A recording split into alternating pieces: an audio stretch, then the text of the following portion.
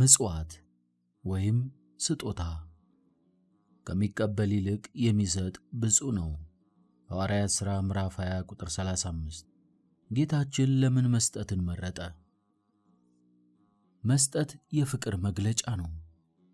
ምጽዋት ያለህን ከሌላቸው ጋር የምትካፈልበት ፍቅራዊ ተግባር ነው። ፍቅር ያለው እግዚአብሔር አለውና ይህ ምጽዋት ወደ እግዚአብሔር የሚወስድህ ሌላው መንገድ ነው። መስጠት ያለህን ከእግዚአብሔር ጋር መካፈል ነው ብልህ ይደንቅ ይሆን?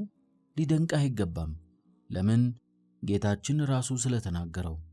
ተርቤ አብልታችሁኛልና፣ ተጠምቼ አጠጥታችሁኛልና፣ እንግዳ ሆኜ ተቀብላችሁኛልና፣ ታርዤ አልብሳችሁኛልና፣ ታምሜ ጠይቃችሁኛልና፣ ታስሬ ወደ እኔ መጥታችኋልና። ከዚህ የሚቀጥለውን ወርቃማ ቃል ልብ በለው። እውነት እላችኋለሁ ከሁሉ ከሚያንሱ ከነዚህ ወንድሞቼ ለአንዱ እንኳ ስላደረጋችሁት ለእኔ አደረጋችሁት። የማቴዎስ ወንጌል ምዕራፍ 25 ቁጥር 35 እስከ 40።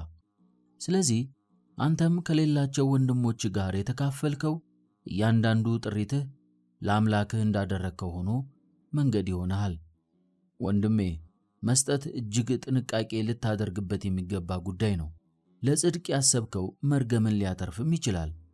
ለምሳሌ ራበይ ለሚልህ አንተ የማትበላውን ብትሰጠው፣ በረደይ ለሚልህ የማትለብሰውን ብትሰጠው መስጠት ሳይሆን በማጣቱ ላይ መመጻደቅና የበላይነትህን ማሳየት ነው።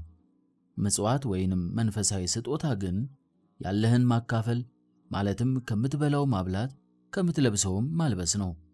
እንግዲህ ሰዎች ሊያደርጉላችሁ የምትወዱትን ሁሉ እናንተም እንዲሁ አድርጉላቸው።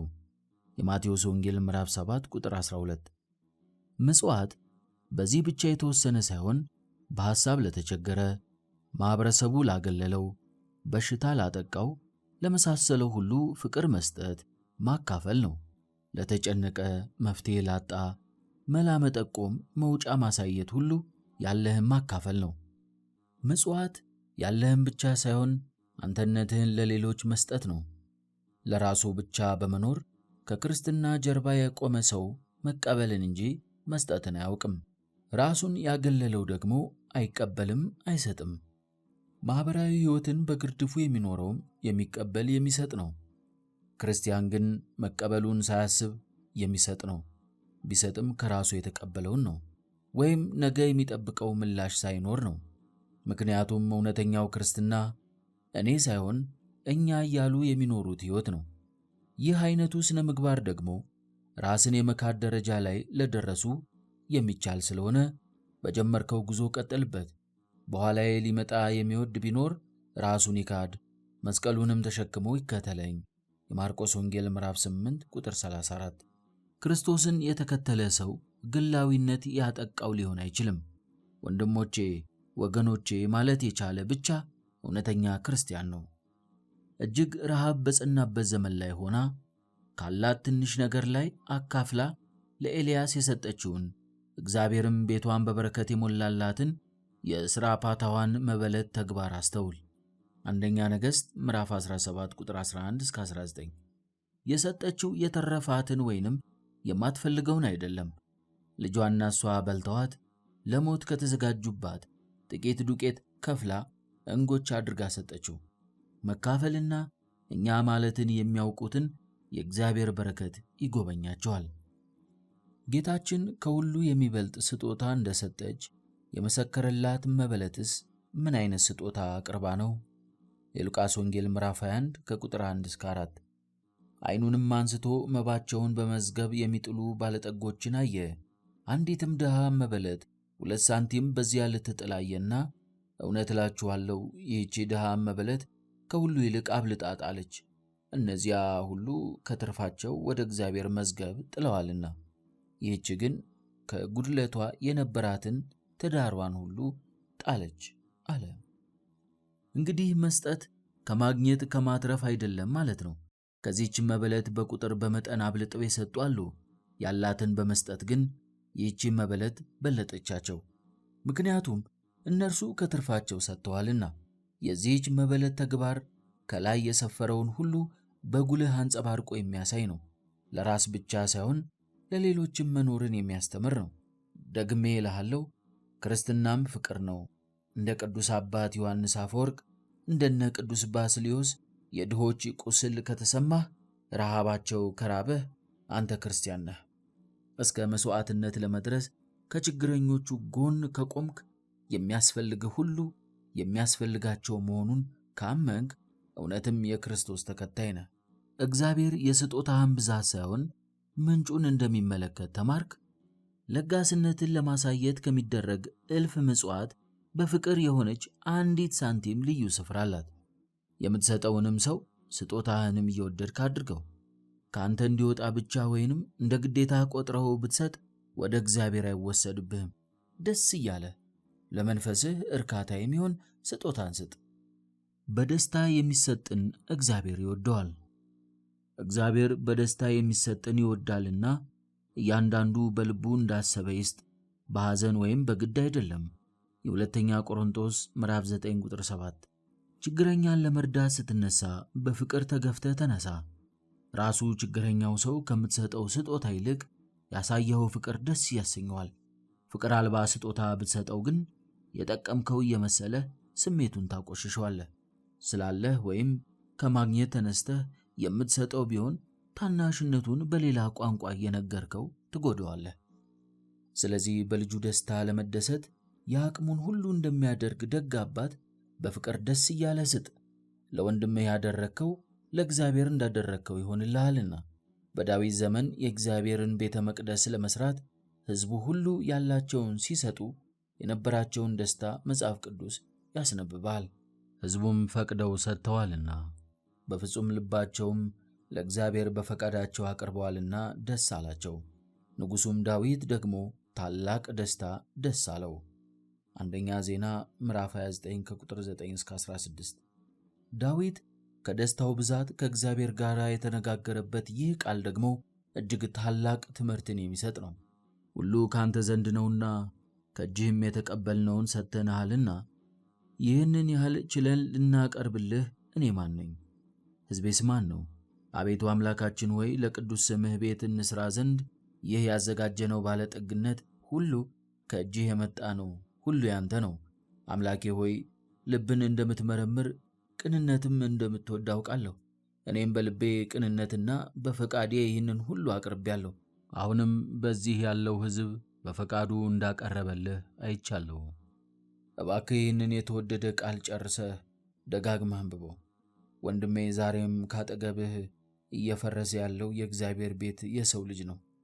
አንደኛ ቆሮንቶስ ምዕራፍ 3 ቁጥር 16።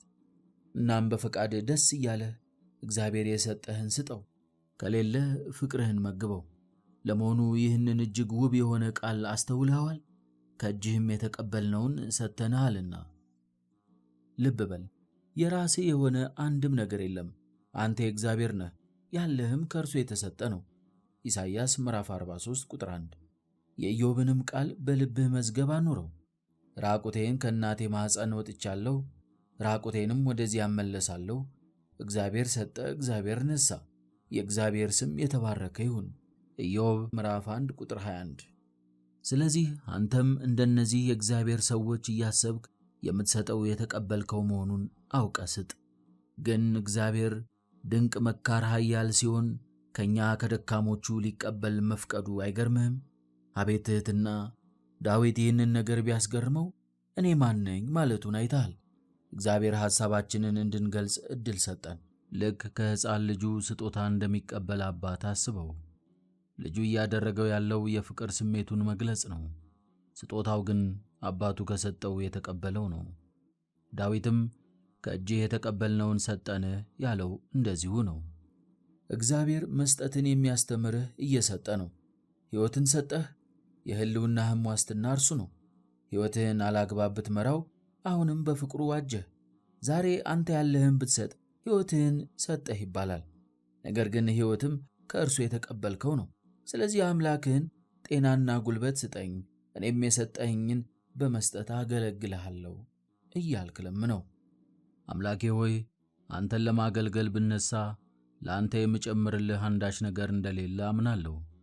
ምክንያቱም ጤናውም ጉልበቱም ዕውቀቱም ያንተው ናቸው። ከመነሻው ለአገልግሎትህ ያደረብኝ ፍቅር ካንተው ነው። እኔም ራሴ አንተው ነኝ። በሰጠኸኝ ሕይወት አንተን አገለግላለሁ። ለድሆች ለችግረኞች መጽናኛ ሆን ዘንድ አሁንም ቃልህን ስጠኝ፣ የሰጠኸኝንም እንድሰጥ እርዳኝ በለው። እንዴት መስጠት አለብህ? ክብርን ለመፈለግ አትስጥ። በአንደበትህም ይሁን በልብህ፣ በስሜትህም ይሁን በሐሳብህ የራስህ ነገር ኖሮህ እንደ ሰጠህ አስበህ አትኩራራ። ለዚህ ቅዱስ ጳውሎስ የተናገረውን እንደ ትልቅ ማስረጃ ተጠቀም። አንተ እንድትበልጥ ማን አድርጎሃል? ያልተቀበልኸውስ ምን አለህ? የተቀበልክ ከሆነ ግን እንዳልተቀበልክ የምትመካ ስለምንድን ነው? አንደኛ ቆሮንቶስ ምዕራፍ 4 ቁጥር 7። ስለዚህ ስጦታ ሁሉ ከእግዚአብሔር ተቀብለን የምንሰጠው እንጂ የራሳችን እንደሆነ በከንቱ የምንመካበት አይደለም። ስጦታህ ወይንም ምጽዋትህ በሚስጥር ይሁን። አንተ ግን ምጽዋት ስታደርግ ምጽዋትህ በስውር እንዲሆን ቀኝህ የምትሠራውን ግራህ አትወቅ። በስውር የሚያይ አባትህም በግልጥ ይከፍልሃል። የማቴዎስ ወንጌል ምዕራፍ 6 ቁጥር 4። እግዚአብሔር ያለህ ምጽዋትህ ከሰዎች እንዲሰወር ብቻ ሳይሆን ከአንተም ከራስህ ጭምር ነው። ይህንን ያህል ሰጠሁ፣ ይህንን አደረግኩ እያልክ እንዳትቆጥርም ነው። የምትችለውን ሁሉ እያደረግክ ምንም እንዳላደረግክና ብዙ እንደሚቀርህ ካልተሰማህ ዲያብሎስ እየፈተነ ነው። ይልቁንም ዋጋ ሁሉ በምድር እንዳይቀርብህ ጥንቃቄ አድርግ። በልግስና ስጥ። የሚሰጥ በልግስና ይስጥ። ሮሜ ምዕራፍ 12 ቁጥር 8። ይህ ቀደም ሲል እንደ ግዴታ ቆጥረህ መስጠት እንደሌለብህ የተነጋገርነውን ለማጽናት ቅዱስ ጳውሎስ የሚናገረው ነው። እውነተኛውን ሕይወት ይይዙ ዘንድ ለሚመጣው ዘመን ለራሳቸው መልካም መሠረት የሚሆንላቸውን መዝገብ እየሰበሰቡ መልካምን እንዲያደርጉ በበጎም ሥራ ባለጠጎች እንዲሆኑ ሊረዱና ሊያካፍሉም የተዘጋጁ እንዲሆኑ ምከራቸው እያለ የመንፈስ ልጁ ጢሞቴዎስን ሲያበረታታውም ታገኘዋለህና አንተም ይህንን በመሰለው ሁሉ ላይ በርታ። አንደኛ ጢሞቴዎስ ምዕራፍ 6 ቁጥር 18። በጥቂት የሚዘራ በጥቂት ያጭዳል፣ በበረከትም የሚዘራ በበረከት ደግሞ ያጭዳል። ሁለተኛ ቆሮንቶስ ምዕራፍ 9 ቁጥር 6። እነዚህን ቃላት ጌታችንም ለአንተ በሚገባህ መልኩ እንዲህ ሲል አስቀምጦልሃል። ስጡ ይሰጣችሁማል፣ በምትሰፍሩት መስፈሪያ ተመልሶ ይሰፈርላችኋልና። የሉቃስ ወንጌል ምዕራፍ 6 ቁጥር 38። እንግዲህ ስጦታውን ወይም ምጽዋቱን መስጠት ብቻ ሳይሆን ቸር መሆን ይጠበቅብሃል። ምሳሌ የሆንህ ዘንድ የዳዊትና የኦርናን ውይይት አስተውል። ዳዊት ለእግዚአብሔር መሠዊያን ይሠራ ዘንድ ከኦርና አውድማውን ለመግዛት ፈለገና ጠየቀው። መቅሰፍቱ ከሕዝቡ ላይ ይከለከል ዘንድ አውድማውን ካንተ ገዝቼ ለእግዚአብሔር መሠዊያ ልሠራ ነው አለው። ኦርናም ዳዊትን ጌታዬ ንጉሡ እንደወደደ ወስዶ ያቅርብ፣ እነሆ ለሚቃጠል መሥዋዕት በሬዎች፣ ለሚቃጠል እንጨት የአውድማ ዕቃና የበሬ ቀንበር አለ። ይህንን ሁሉ ኦርና ለንጉሡ ይሰጣል አለው። ኦርናም ንጉሡን አምላክህ እግዚአብሔር ይቀበልህ አለው። ሁለተኛው ሳሙኤል ምዕራፍ 24 ቁጥር 22። ዳዊት ኦርናን የጠየቀው በሽያጭ ሲሆን ኦርና ግን በልግስና ሊሰጠው ወደደ። ምክንያቱም ይህንን ሁሉ ከእግዚአብሔር የባሕሪ ልግስና የተቀበለው እንደሆነ ያምናልና። ነገር ግን ዳዊት ያለ ዋጋ መሥዋዕት ሊያቀርብ ስላልወደደ እንዲሸጥ ግድ አለው። ሁለተኛ ሳሙኤል ምዕራፍ 24 ከቁጥር 24 እስከ 25። ነገር ግን ሁለቱም ያላቸውን ለእግዚአብሔር ለመስጠት ደስተኞች፣ ለጋሾችና ቸሮች ነበሩ። ከዚሁ ጋር የአብርሃምንም ደግነት፣ እንግዳ ተቀባይነት አስታውስ። ዘፍጥረት ምዕራፍ 18 ከቁጥር 6 እስከ 8። ለአብርሃም መካፈል የደስታ ምንጩ ነበር።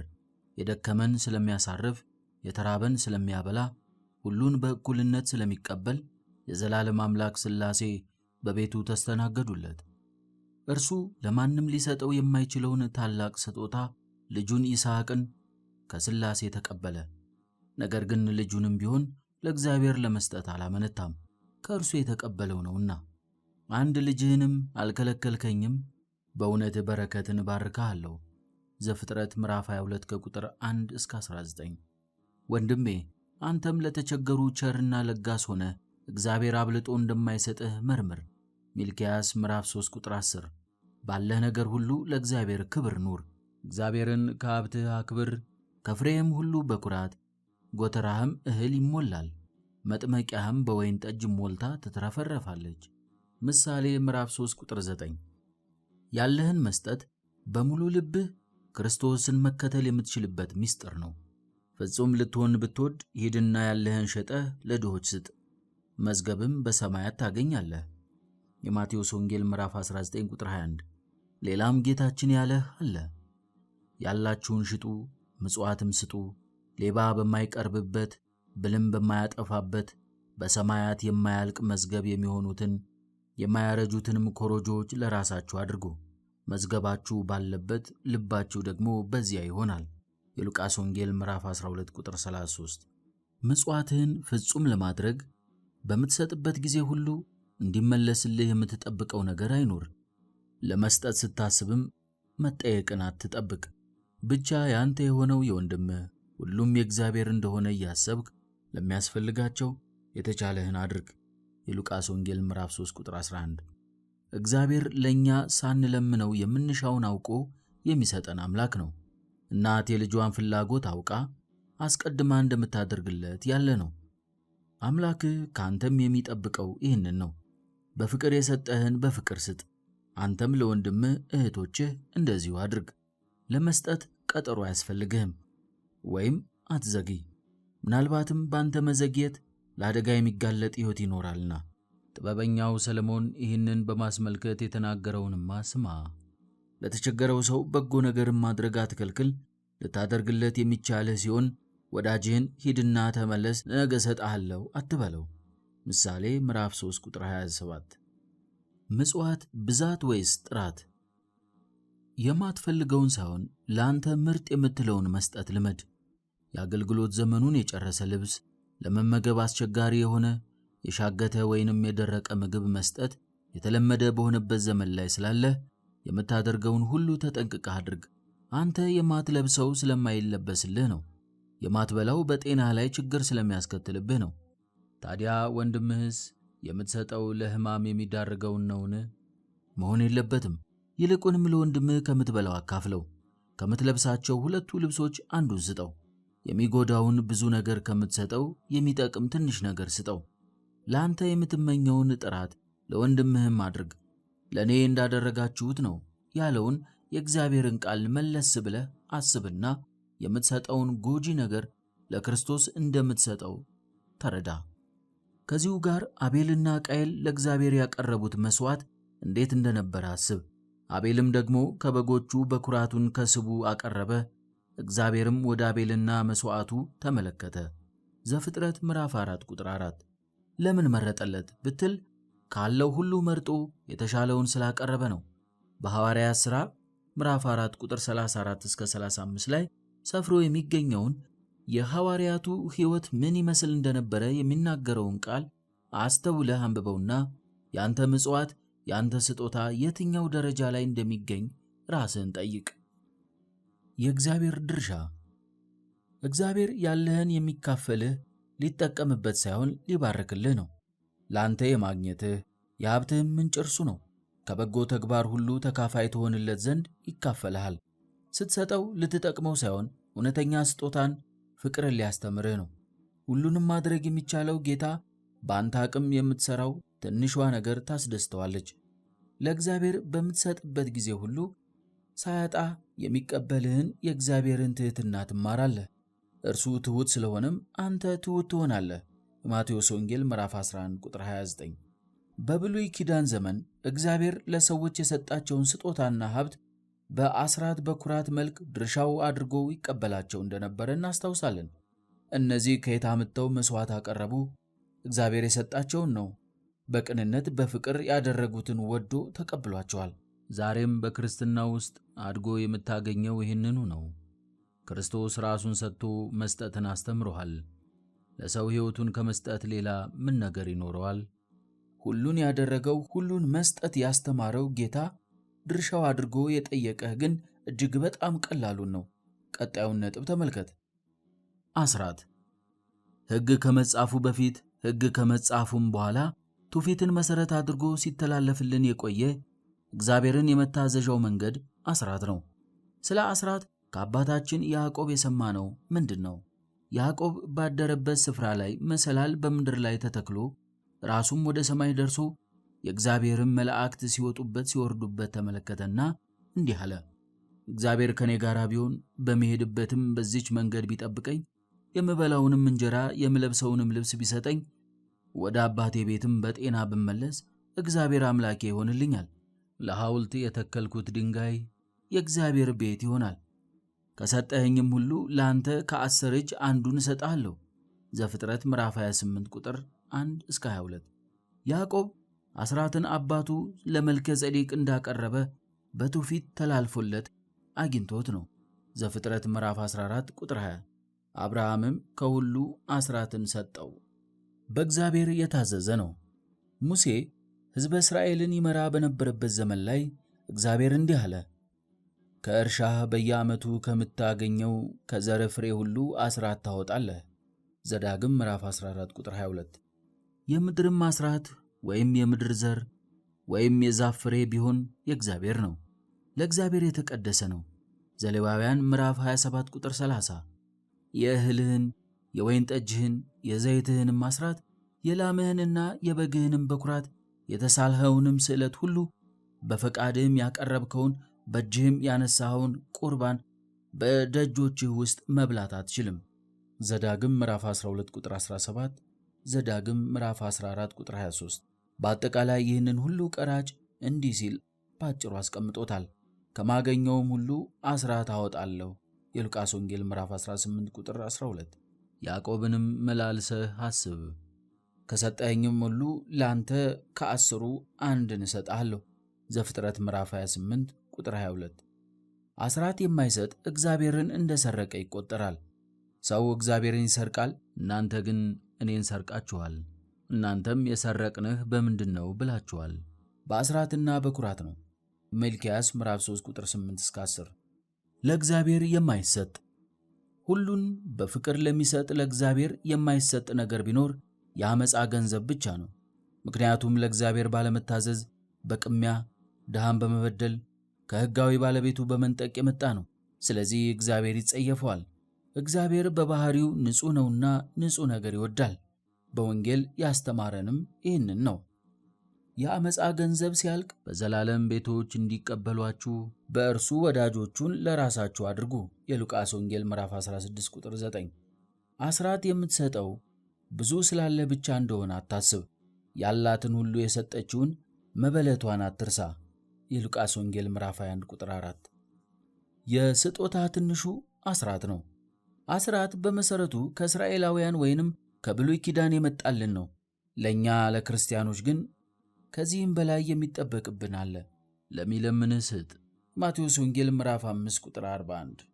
ብልና ዝገት በሚያጠፉት ሌቦችም ቆፍረው በሚሰርቁት ዘንድ ለእናንተ በምድር ላይ መዝገብ አትሰብስቡ፣ ለእናንተ በሰማይ መዝገብ ሰብስቡ።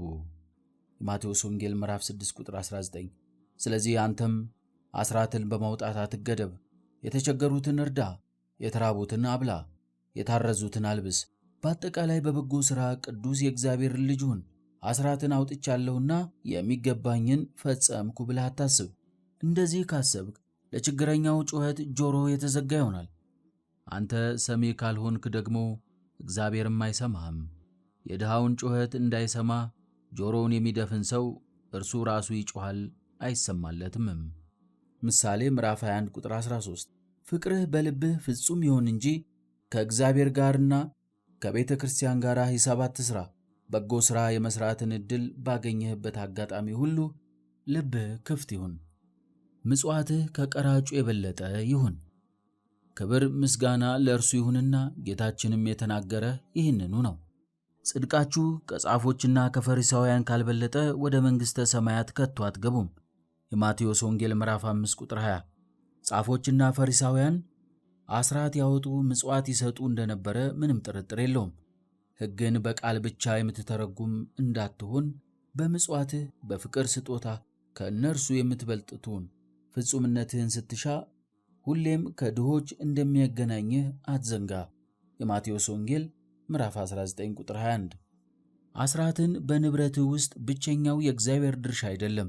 ስለዚህ ስለ ሌላኛውስ እንነጋገር። በኩራት በኩራት ማለት እግዚአብሔር ከሰጠ ሁሉ ላይ የመጀመሪያውን ለእርሱ መስጠት ማለት ነው። አቤልም ያደረገው ይህንኑ ነበር። ዘፍጥረት 4:4። የሚገርምህ ደግሞ የተጻፈለት ሕግ ሳይኖር ነው ይህንን ያደረገው። ምርጡን መረጠ፣ የመጀመሪያውን ለየ፣ ለእግዚአብሔርም ሰጠ። ስለዚህ እግዚአብሔር በአቤል ፍቅር ደስ አለው። አሁን ግን ለእኛ የተጻፈልን የበኩራት ሕግ አለ። በእስራኤል ልጆች ዘንድ ከሰውም ከእንስሳም ማኅፀን የሚከፍት በኩር ሁሉ ለእኔ ቀድስልኝ፣ የእኔ ነው። ዘጸአት ምዕራፍ 13 ቁጥር 2። ከሰው በኩር የሆነ ሁሉ እግዚአብሔርን ለማገልገል ይለይ ነበር። ኋላ በአሮንና በሌዊ ቤተሰብ ከመተካቱ በፊት ማለት ነው። ከእንስሳም በኩር የሆነው የእግዚአብሔር ነበረ ነውም። በኩራት ከአስራት የበለጠ ስጦታ ነው። ምክንያቱም አስራት ካልህ ሁሉ ከ10 1 እጅ መስጠት ማለት ነው። 100 ብር ቢኖርህ 10 ብር መስጠት እንደማለት ነው። በኩራት ግን በመጀመሪያ ያገኘውን ያህል ብቸኛ ነገር መስጠት ማለት ነው። ለምሳሌ ሐና አንድ ብቸኛ ልጅ ሳሙኤልን ወለደች። እሱኑ ለእግዚአብሔር ሰጠች። ዘካርያስና ኤልሳቤጥ ዮሐንስን ብቻ በብዙ ስለት ወለዱ፣ እሱኑ ሰጡ። ጌታችን ኢየሱስ ክርስቶስም ለእመቤታችን አንድና ተከታይ የሌለው ልጇ ሲሆን እሱም ለራሱ ለመሥዋዕትነት ቀረበ። የጌታችን በኩራት ግን ተከትሎት የሚወለድ ኖሮ ሳይሆን ለእናቱ በዘመን ሁሉ አንድ ልጇ ነው። በዕብራውያን ወይንም በእስራኤላውያን ባህል ደግሞ ለበኩር ልጅ የሚሰጠው ደረጃ ፍቅርና ክብር ልዩ ነው እና እነዚህን ለእግዚአብሔር መስጠት ማለት እግዚአብሔርን ከሁሉ ነገር በላይ ማስቀደም ማክበር ማለት ነው። ስጦታውም ከስጦታዎች ሁሉ የሚበልጥ ስጦታ ነው። የበኩራት ሕግ በበኩር ልጅ ስጦታ ብቻ የተወሰነ ሳይሆን የምድርን ዘር ፍሬ ከእጽዋት ከአትክልት የሚገኘውን ሁሉ የሚጨምር ነው። የተመረጠውን የምድርህን ፍሬ በኩራት ወደ አምላክህ ወደ እግዚአብሔር ቤት አምጣ። ዘጸአት ምዕራፍ 23 ቁጥር 19። ወደ ምሰጣችሁ ምድር በገባችሁ ጊዜ መከሩንም ባጨዳችሁ ጊዜ የእናንተን መከር በኩራት ንዶ ወደ ካህኑ አምጡ። እርሱም ነዶውን በእግዚአብሔር ፊት እንዲሰምርላችሁ ይወዝውዘው። ዘሌዋውያን ምዕራፍ 23 ቁጥር 10። ዘዳግም ምዕራፍ 26 ቁጥር 2-10። የእንስሳንም በኩር ለመስጠት ታዟል። ማኅፀንን የሚከፍተውን ሁሉ ለእግዚአብሔር ለይ። ለሚሆንልህ ከብት ሁሉ ተባት ሆኖ አስቀድሞ የተወለደው ለእግዚአብሔር ይሆናል። ዘዳግም ምዕራፍ 13 ቁጥር 12። ዘዳግም ምዕራፍ 34 ቁጥር 19። የመጀመሪያህን ወይንም በኩርህን ለእግዚአብሔር ሰጠህ ማለት እግዚአብሔርን የመጀመሪያ አደረግክ ማለት ነው። ስለዚህም ያለ ሁሉ በእግዚአብሔር የተባረከ ይሆናል። በዚህ ባለንበት ዘመን ላይ የበኩራትን ሕግ እንዴት መፈጸም ይቻላል? ሕዝቡ ሁሉ በግብርና የሚተዳደርና የምድርን ፍሬ የሚሰበስብ አይደለም። ሁሉም ከብትና በግ አርቢ ነው ማለትም አይቻልም። ስለዚህ ምን ማድረግ አለብን? ለምሳሌ የተቀጣሪ ሰራተኛ ከሆንክ ከደሞዝህ የመጀመሪያውን እንደ በኩራት ለእግዚአብሔር መስጠት ትችላለህ። ነጋዴ ብትሆን የመጀመሪያ ትርፍህን መስጠት ትችላለህ። የመጀመሪያ የደሞዝ ጭማሪህን፣ የመጀመሪያ የትርፍ ሰዓት ክፍያህን ለእግዚአብሔር ከሰጠህ የበኩራቱን ሕግ ፈጸምክ ማለት ነው። ስዕለት ከአስራትና ከበኩራት በአይነቱም በአፈጻጸሙም የተለየ ስጦታ ነው። ይህ አንተ ለእግዚአብሔር የገባኸውን ቃል የምትፈጽምበት ነው። በጭንቅ በመከራ ውስጥ ሆነህ ችግሮች እንዲቀሉልህ እንዲያልፉልህ ለእግዚአብሔር ትሳላለህ። ተፈጽሞልህ ስታገኝ የገባኸውን ቃል ማለትም እሰጣለሁ ያልከውን ትሰጣለህ። ስዕለት ማለት ይሄ ነው። የተሳልከውን ሳትዘገይና ሳትለውጥ ስጥ። ለእግዚአብሔር ስዕለት በተሳልህ ጊዜ ትፈጽመው ዘንድ አትዘግይ። የተሳልከውን ፈጽም። ተስለህ የማትፈጽም ብትሆን ባትሳል ይሻላል። መክብብ ምዕራፍ 5 ቁጥር 4-5። ስዕለት የገንዘብም የእውቀትም የሕይወትም መሆን ይችላል። ልትፈጽመው የማትችለውን ነገር በፍጹም አትሳል። ከዚህ ይልቅ ፍላጎትህን ለእግዚአብሔር ገልጸህ በመንገር እንዲፈጽምልህ መለመን ይመረጣል። ጌታዬ ሆይ፣ እኔ ይህንን አስባለሁ፣ መፈጸም መቻሌን ግን እጠራጠራለሁ። እኔ ደካማ ነኝና የሐሳቤን የማደርግበት ኃይል አንተ ስጠኝ ብለህ ጠይቀው። ቁርባን ወይም መባ። ቤተ ክርስቲያን መባን ለሚያገቡ ሰዎች ሁሌም ጸሎት ማድረጓን አታቋርጥም። ከዚህ ቋሚ ጸሎት አንተም ድርሻ ሊኖርህ ይገባል። ዳግመኛም ሁሉን የሚይዝ የጌታችንና የመድኃኒታችን የኢየሱስ ክርስቶስን አባት እግዚአብሔርን እንለምናለን። ከሁሉ በላይ በምትሆን በከበረች በአንዲት ቤተ ክርስቲያን መባ ስለሚያገቡ መሥዋዕቱን ቀዳማያቱን ከ10 አንዱን የመታሰቢያ ምስጋናን ብዙውን ጥቂቱን የተሰወረውና የተገለጸውን ይሰጡ ዘንድ ሲወዱ የሚሰጡት ከሌላቸው ላይ ፈቃዳቸውን ተቀብሎ መንግሥተ ሰማያትን ይሰጥ ዘንድ አቅምህ በፈቀደ መጠን አምላክህ ይመሰገንበት ዘንድ መብራቱን፣ ዕጣኑን፣ ዘይቱን እንድትሰጥ የትሕትና አምላክ ፈቅዶልሃል። ይህንም ባትችልና ባታደርግ ደግሞ ፈቃድህን ይቀበልሃል። በአጠቃላይ በአንተ ምክንያት እግዚአብሔር የሚመሰገንበት ሁኔታ ተመቻችቶልሃል። አሁን ካንተ የሚጠበቀው በተሰጠህ ዕድል መጠቀም ነው። ወንድሜ በስጦታ በርታ፣ መልካም ፈቃድህንም አሳድግ። ቅንነት፣ ሰላማዊነት፣ ፍቅር የክርስቲያናዊ ሕይወት መገለጫዎች ይሁኑልህ። ከተሰጠህ ላይ ከፍለህ በመስጠት ኑሮህን ከእግዚአብሔር ጋር አድርግ። በበጎ ምግባር እየኖርክ ወደ እግዚአብሔር የሚያደርስህን መንገድ አቅና። ጉዞህን ለሚያደናቅፍ ሌላ ስሜት ሁሉ ዕድል አትስጥ። የተሰጠህን በመስጠት አምላክህን ደስ እንድታሰኝ እግዚአብሔር ይርዳህ። በፊቴም ባዶ እጃችሁን አትታዩ።